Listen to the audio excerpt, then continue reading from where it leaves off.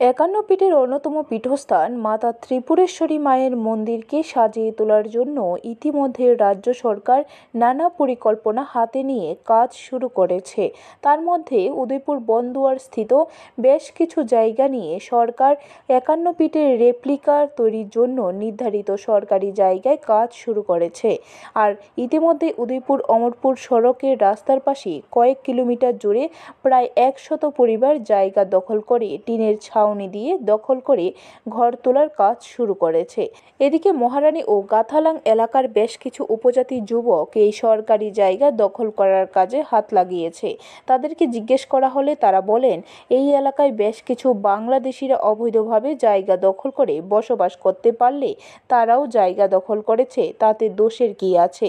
সরকার যদি বাংলাদেশিদের উঠে যেতে বলে তাহলে তারাও তখন উঠে যাবার জন্য চিন্তা করবে। এই ঘটনা দেখা দিয়েছে আতঙ্ক।